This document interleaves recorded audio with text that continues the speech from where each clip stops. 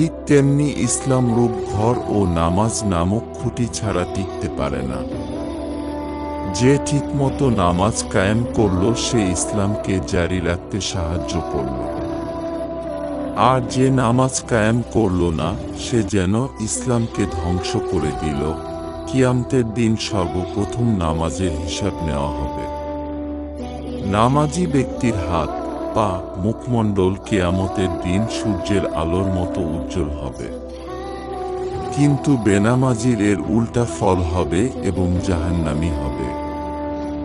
হাদিসে বর্ণিত আছে, কিয়ামতের ময়দানে নামাজিগণ নবী, শহীদ ও অলি গণের সঙ্গে থাকিবে এবং বেনামাজিরা ফেরাউন, সাদ্দাত, হামান, কারুনের এবং আরও বড় বড় কাফেরদের সাথে থাকবে।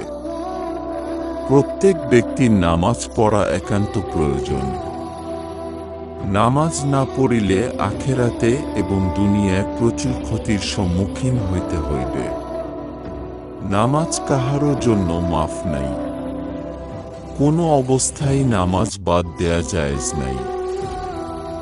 রুগ্ন, খোরা, বধির, অন্ধ, আতুর, বোবা যে অবস্থায় আছে সেই উচ্চারণ হযরত আদম আলাইহি হইতে আরম্ভ করিয়া শেষ নবী হযরত মুহাম্মদ সাল্লাল্লাহু আলাইহি ওয়াসাল্লাম পর্যন্ত দুনিয়াতে যত নবী রাসূল আসিয়াছেন তাহাদের প্রত্যেকের উপর এবং তাহাদের উম্মতদের উপর নামাজ পড়া ফরজ ছিল। কোন নবীর প্রতি 10 ওয়াক্ত, কারো প্রতি 30 ওয়াক্ত, কারো প্রতি 50 ওয়াক্ত, কারো প্রতি 40 ওয়াক্ত নামাজ ফরজ ছিল। শেষ নবী হযরত মুহাম্মদ সাল্লাল্লাহু আলাইহি ওয়াসাল্লাম যখন মেরাজে গমন করেন তখন আল্লাহ পাক 50 ওয়াক্ত নামাজ ফরজ করেছিলেন এবং পর্যায়ক্রমে কমিয়ে 5 ওয়াক্ত নামাজ ফরজ করেছেন।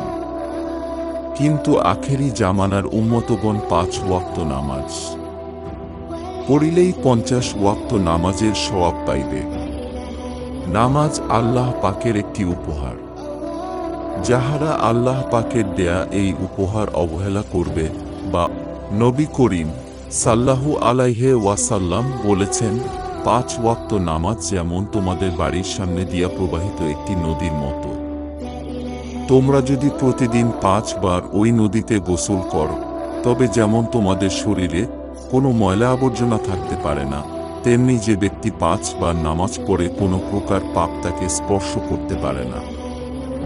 নবী পাক সাল্লাল্লাহু আলাইহি ওয়াসাল্লাম আরও বলেছেন, যখন কোনো ব্যক্তি ভক্তি সহকারে ওযু করে ভয় মিশ্রিতভাবে নামাজ পড়ে আল্লাহ পাক তাহার জন্য দোজখের আগুন হারাম করে দেন।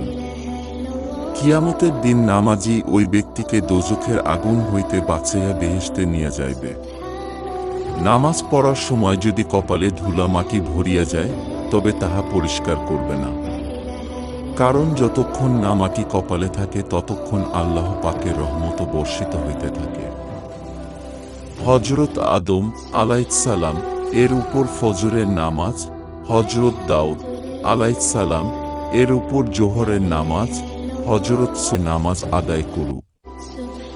আল্লাহ পাকের আদেশ অনুযায়ী উক্ত ফেরেশতা তাহার সমস্ত পাপ উঠাইয়া নিজের মাথায় লইয়া দাঁড়াইয়া থাকে।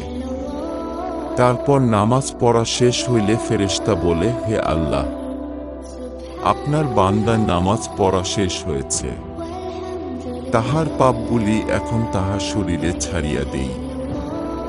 আল্লাহ পাক বলেন, আমার নাম রাহমানুর রাহিম, আমি বান্দার শরীর হইতে পাপের বোঝা নামাইয়া আবার যদি সেই বোঝা তাহাকে চাপাইয়া দেই তবে আমার রহমান নামের সার্থকতা থাকে না। হে ফেরেশতা, আমার এ বান্দার পাপের বোঝা দোজখে নিক্ষেপ করিয়া জ্বালাইয়া দাও। এখন হইতে আমার এই বান্দা নিষ্পাপ। একদিন নবী করিম সাল্লাল্লাহু আলাইহি ওয়াসাল্লাম সাহাবাগণের সহিত বসিয়া আছেন। এমন সময় একজন ইহুদি আসিয়া বলিল, হে মুহাম্মদ সাল্লাল্লাহু আলাইহি ওয়াসাল্লাম, আপনাকে আমি একটি প্রশ্ন করব। আপনি যদি তাহার উত্তর দিতে পারেন তবেই বুঝিব যে আপনি সত্যিই আল্লাহর নবী।